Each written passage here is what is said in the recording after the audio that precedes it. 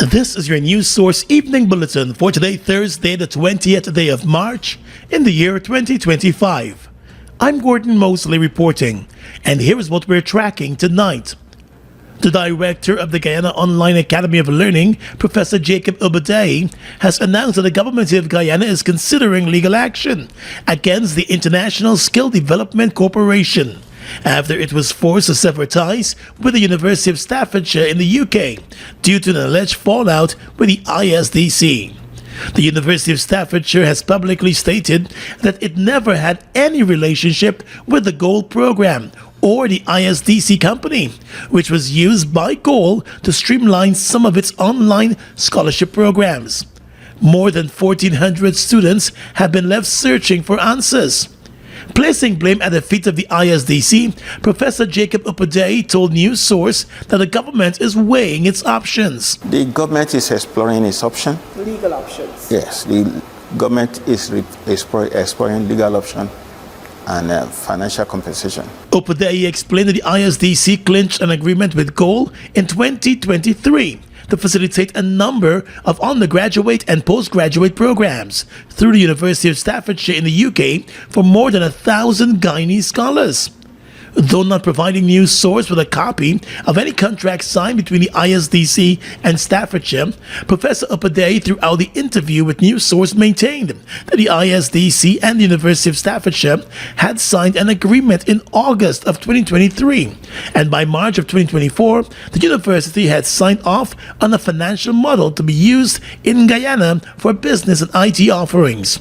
He said the first cohort commenced their respective programs in September of last year, but by November, questions were being raised. Staffordshire issued a warning email to ISDC about the lack of accuracy and misrepresentation in their partnership. I want to emphasize that the problem is lack of accuracy and misrepresentation in their partnership. What was misrepresented? One of it that was brought to us is that ISDC is listed programs that are not within the agreement. But there's no lack of agreement.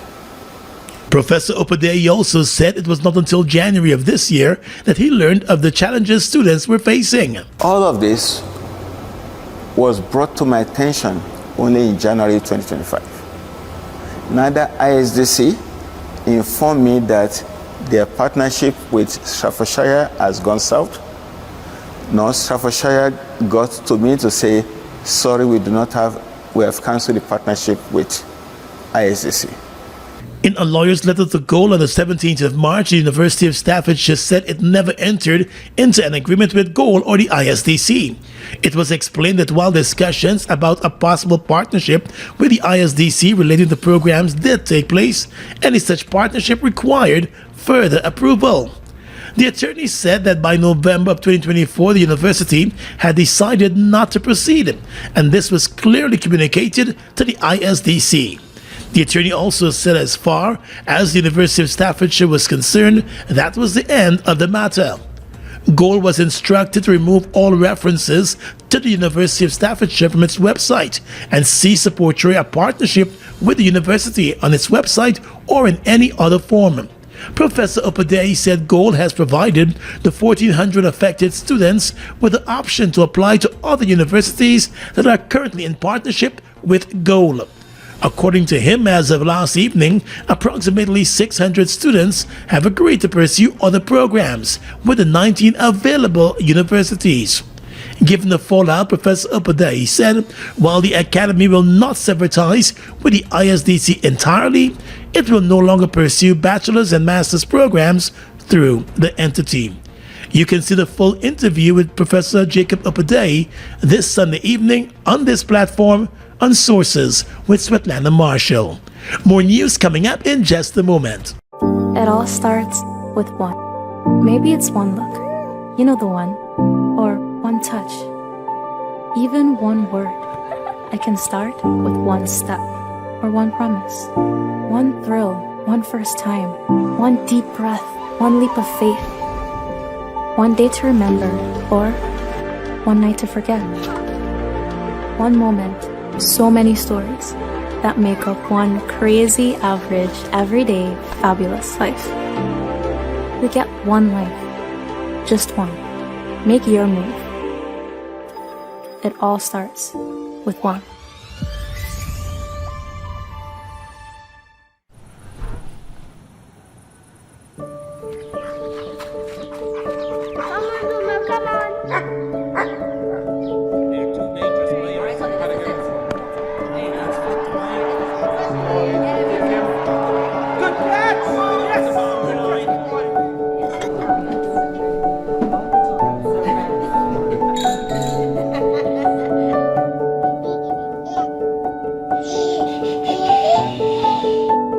Your own home is so much more than just four walls, floors, and ceilings. It's a lifetime of great memories and stories. Come talk to us and start your journey home today. Republic Bank, we're the one for you. Citizens, please be reminded that the Ministry of Housing and Water does not sell land or housing units through any third-party arrangements or accept payments through any mobile money platforms. All our allocations are done at our Brickdam Georgetown Main office, any of our regional offices, or at any scheduled Dream Realized event. A message from the Ministry of Housing and Water, Central Housing and Planning Authority. Mobil 1 is more than oil. It's many oils. It transforms at the molecular level. When cold, it's thicker than honey. When hot, it's thinner than water. Mobil 1 adapts and readapts to last longer. 16,000 kilometers between oil changes. That's your engine evolved.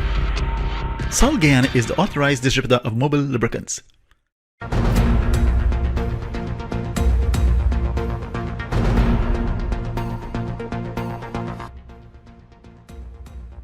Concerns raised by the Tushao and the residents of Chinese Landing about the portrayal of the village's Tushao in the Ministry of Education primary school textbook has forced the Education Ministry to issue an apology and withdraw the textbook. In the textbook, which is in circulation nationally among grade 3 students, there is a fictional story which states that a Tushao at Chinese Landing in Region 1 had refused the school feeding program because he believes the money is not enough for children of the community and is an insult. While it is a fictional lesson in the book and students are asked to discuss it as part of their schoolwork, the actual Tushao of Chinese Landing in Region 1 issued a disclaimer about the story and raised concern about its interpretation today. Comments gained traction online, and other persons, including parents, openly voiced their concern. In a video statement this afternoon, the Chief Education Officer, Saddam Hussein, admitted that the Education Ministry had dropped the ball with its quality assurance that should have covered the textbook before its approval, printing, and distribution. He said sensitivities to cultures and communities should have been handled better. The Ministry of Education has always prided itself on ensuring that we provide high quality, inclusive, culturally sensitive educational material. This is clearly a failure on our quality assurance mechanism. I want to assure members of the public that this error will be fixed. Our quality assurance mechanism will be relooked at in an effort to ensure that this does not happen again. This book will be immediately withdrawn, reviewed, and then reprinted for distribution. Ladies and gentlemen, again, on behalf of the Ministry of Education and as Chief Education Officer, I want to express regret. I want to offer our unconditional apology for the errors which have been found in this book. We acknowledge that the materials are quite insensitive. While it is a scenario that has been presented, there are several other scenarios which could have been used which were not as sensitive as this. The textbook was fully produced by the Education Ministry. The Tushao of the village of Chinese Landing said the negative information printed in a textbook to be taught in schools about the village and its Tushao was quite disturbing and has left lingering questions about the intent of the insensitive text. Vice President Jagdeo today said Guyana remains steadfast in its position that the border controversy with Venezuela should be resolved peacefully. However, he said the increasingly aggressive posture of Caracas remains a serious point of concern for the administration. At a press conference this afternoon, the Vice President said efforts continue to be made by Guyana to have the matter peacefully resolved. However, he said Guyana will not stand idly by if Venezuela continues to increase its aggression and that aggression becomes physical. We are working with a number of partners around the world to ensure that any Venezuelan aggression that manifests itself in a physical form would be dealt with appropriately. Earlier this week, the Prime Minister of St. Vincent and the Grenadines, Dr. Ralph Gonsalves, spoke to President Irfan Ali on the issue with Venezuela. He later traveled to Caracas, where he met with the Venezuelan President Nicolas Maduro. His office said that his efforts were to quell tensions over the Essequibo region.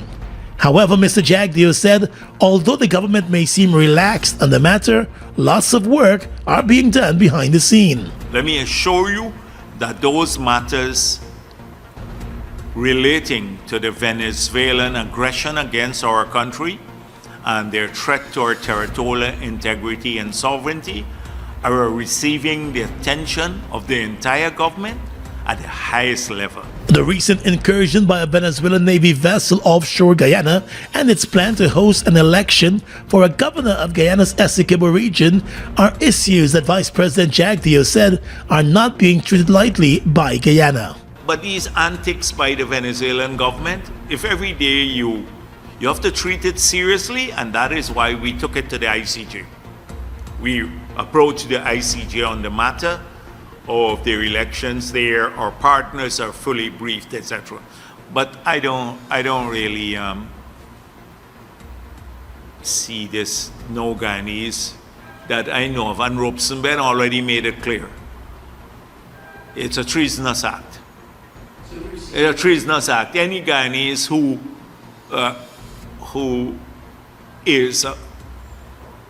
who allows himself to be appointed governor of Essequibo, that includes our territory.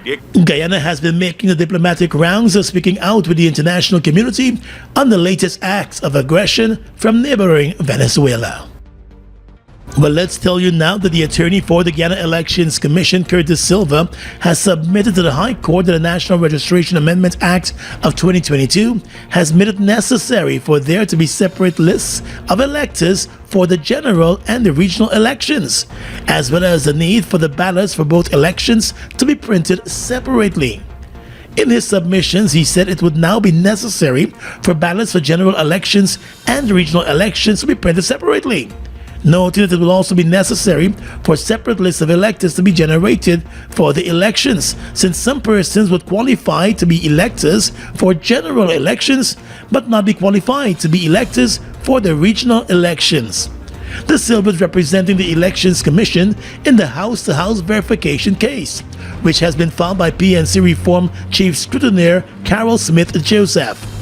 While the Silva agreed that residency is not a requirement for persons to vote in the general election, he submitted that residency is still a constitutional requirement for Guyanese to vote in regional elections under Article 73(1) of the Guyana Constitution.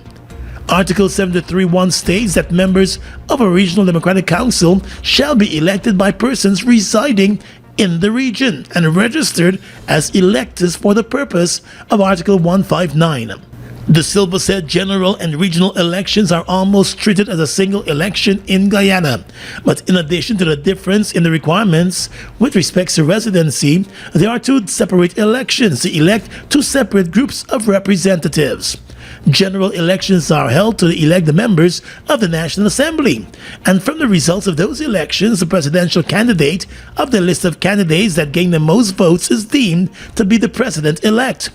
On the other hand, regional elections are held to elect members of regional democratic councils, which comes under the local government structure provided for in the Constitution.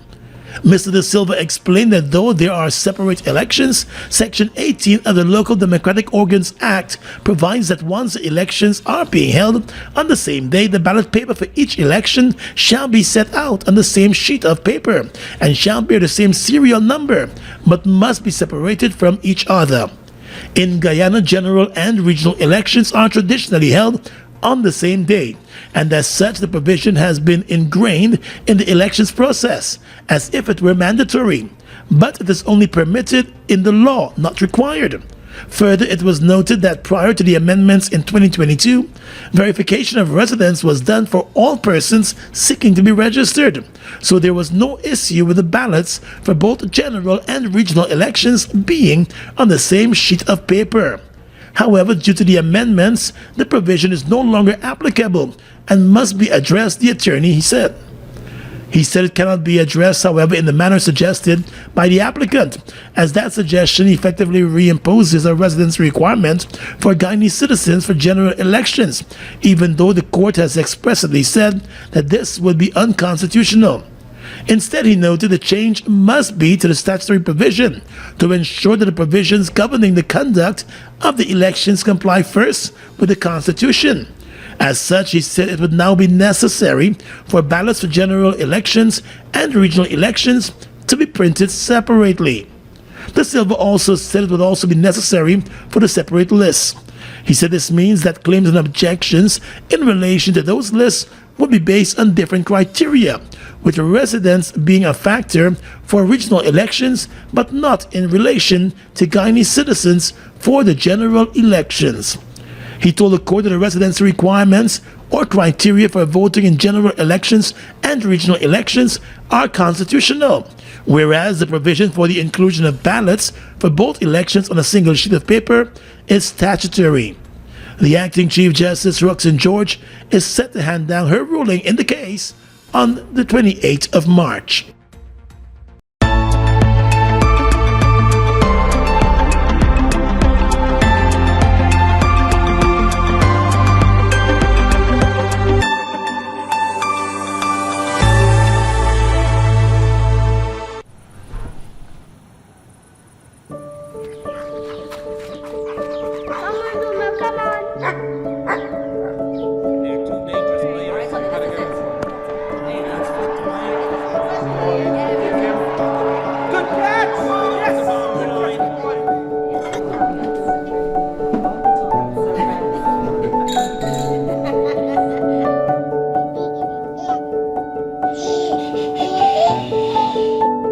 Your own home is so much more than just four walls, floors, and ceilings. It's a lifetime of great memories and stories. Come talk to us and start your journey home today. Republic Bank, we're the one for you. Ready to up your game? Ready to up your game? Win big with over 60 epic prizes. A brand new PS5, Nintendo Switch, iPhone 16 Pro Max, Apple smartwatch, and the hottest earbuds from Apple and Samsung. Plus, we are giving away thousands in phone credit and a whole year supply of Buster or Turbo Energy drink. Here's how. Buy any Buster or Turbo Energy drink, find the code starting with BB and enter online or on WhatsApp. Visit us on Facebook or Instagram at Turbo_Caribbean or Buster Guyana for all the details. Don't just play. Up your game with Buster and Turbo Energy.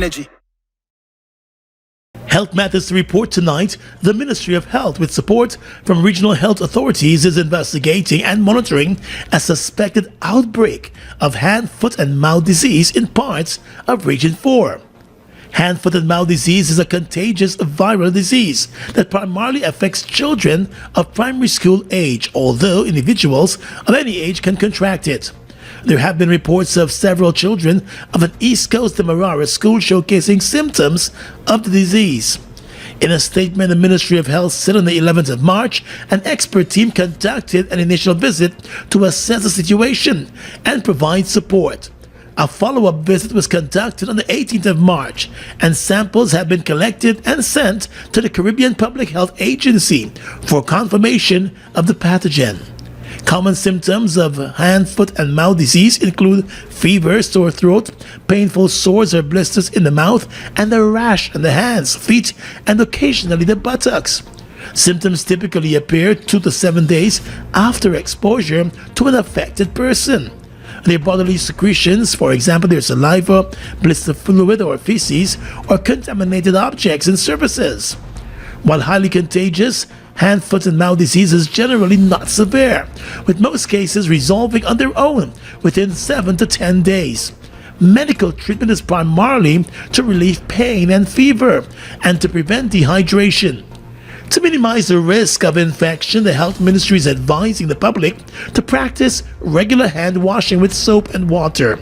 Avoid close contact with individuals who are exhibiting symptoms. Sanitize and disinfect frequently touched surfaces and shared items. Individuals, particularly children showing symptoms of hand, foot, and mouth disease, are encouraged to remain at home until they are no longer contagious. Parents are urged to seek medical attention at the nearest health facility if their child exhibits signs or symptoms of hand, foot, and mouth disease, or if the illness persists for more than 1 week. The Ministry of Health said it remains committed to protecting the health and well-being of all citizens and will continue to provide updates as new information becomes available. 65 new graduates of the Guyana Police Forces Academy were welcomed into the Guyana Police Force today. The graduation ceremony took place at the Police Officers Training Center at Ivleri. In delivering an address to the graduates, the Deputy Commissioner responsible for administration, Ravindranath Bujram, congratulated the graduates on their achievement, and he told them that they will have a passion for service. He also encouraged the graduates to be disciplined and professional as they begin their police career. He emphasized that 9 months of training that they received will serve them well throughout their professional journey. Today's ceremony also highlighted outstanding performances of the best students across the 3 training courses that were completed by the graduates. The government of Guyana will not apologize for using its One Guyana slogan in national documents, Attorney General and Minister of Legal Affairs Anil Nandlal has said. Upon assuming office, President Irfan Ali has been pushing his One Guyana mantra, a mantra which many say appears to have replaced the country's national motto, One People, One Nation, One Destiny. The One Guyana slogan is now part of the new Guyana passport and is also stamped on the country's $2,000 note, a move which has angered many. The opposition for its part has called the move dictatorial, which flies in the face of the country's democratic norms. But the Attorney General said the slogan is not a political one. And a government is free to formulate any logo, any slogan intended to capture its ethos. And this government's ethos is national unity. We want to project that in every one of our policies and in every one of our programs. And for that we have no apology. And if we decide to put that fundamental national ethos in a national document, that's the government's right. He also said there is no case of party paramountcy with the use of the slogan. It's a cohesive force. It's a rallying slogan. It's a unifying concept. It's a principle that denotes our national objective and our national destiny of one people, one nation, one common destiny. Our national goal. That's all that this concept is intended to convey and to achieve. And the President has elaborately explained it at different fora, both in Guyana and overseas. While the government has been pushing its One Guyana agenda, the opposition repeatedly has accused the government of only seeing one Guyana when it suits them. It all starts with one. Maybe it's one look, you know the one, or one touch, even one word. I can start with one step, or one promise, one thrill, one first time, one deep breath, one leap of faith, one day to remember, or one night to forget. One moment, so many stories that make up one crazy, average, everyday, fabulous life. We get one life, just one. Make your move. It all starts with one.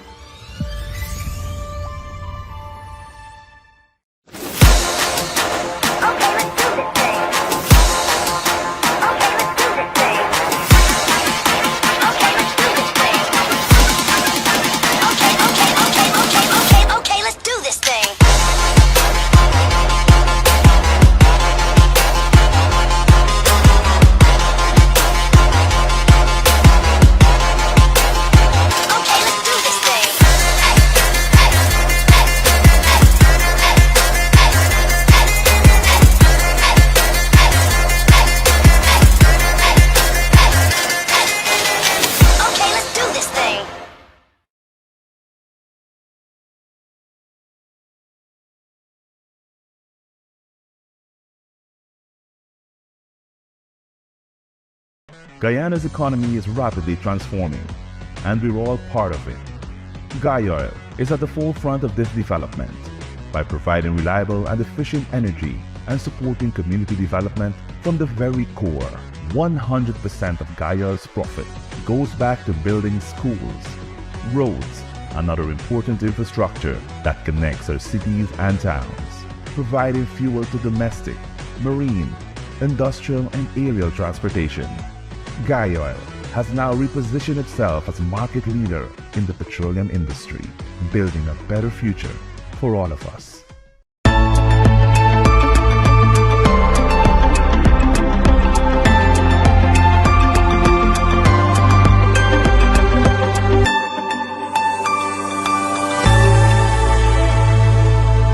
With your regional and international news tonight, I am Svetlana Marshall. In the region, Brazil's President Luiz Lula da Silva will visit Vietnam next week, bringing with him a business delegation including executives from a plane maker and food giant JBS that are both in talks for possible deals in the Southeast Asian country, sources said.